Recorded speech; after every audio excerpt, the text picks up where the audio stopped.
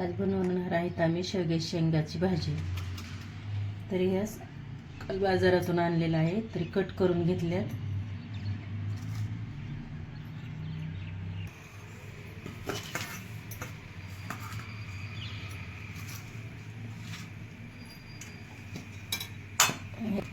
खोबरं तळून घेतलेलं आहे आणि खोबरं लसूण बारीक करून घेतलेलं आहे. हे कोथिंबीर, नंतर कांदा एकदम भाजून घेतलेला आहे, काळा मसाला करून घेतलेला आहे ना. तर याच्यामध्ये कोथिंबीर, आपला घरचा मसाला, कोथिंबीर हे सगळं बारीक करून घेतलेलं आहे. शेंगदाण्याचा कूट, फुटाणा पावडर हे सगळं साहित्य करून घेतलं आहे.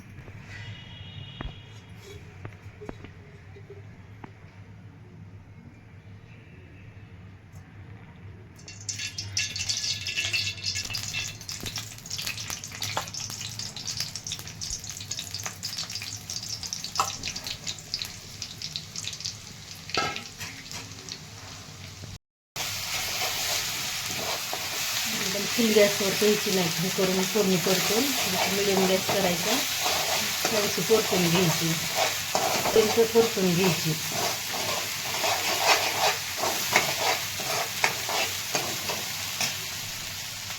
थोडासा गरम मसाला टाकायचा,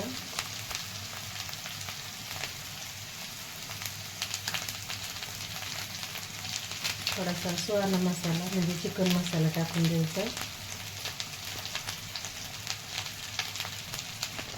घरचा मसाला टाकून घेत आहे.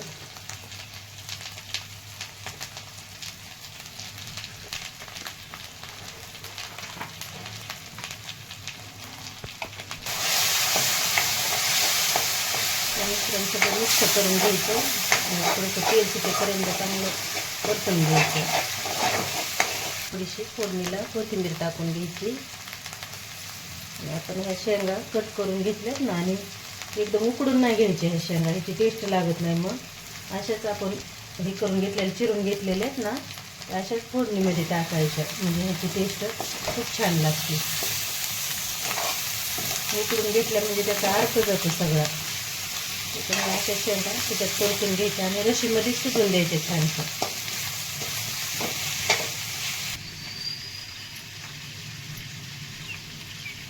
आपण हे शेंगदाण्याचं कूट आणि फुटाण्याचं कूट बारीक करून घेतलेलं ना, ते टाकून घ्यायचं.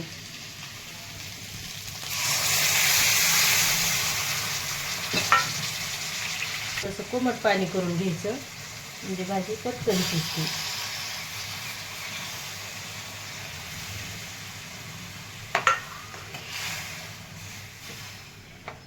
आपल्याला आता घट्ट पाहिजे की पातळ ह्यानुसार आपण पाणी टाकून घ्यायचं.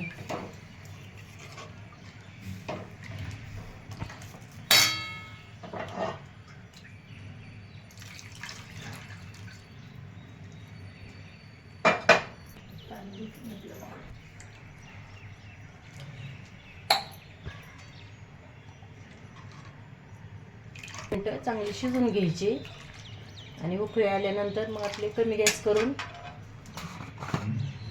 थेर अशी शिजून द्यायची, म्हणजे ह्याचा अर्क ती शेंगाचा सगळा उतरतो. पाहू शकतात ही कशी छानशी भाजी दिसते. आता आपण चवीनुसार मीठ टाकून घ्यायचं. शकतात आता ह्या शेंगा शिजून घेतलेल्या आहेत, चांगल्या छान अशा शिजलेल्या आहेत रशीमध्ये.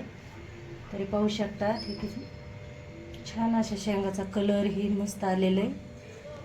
तर आता खाण्यासाठी शेंग तयार झालेली आहे. तरी व्हिडिओ जर आवडला तर लाईक करा.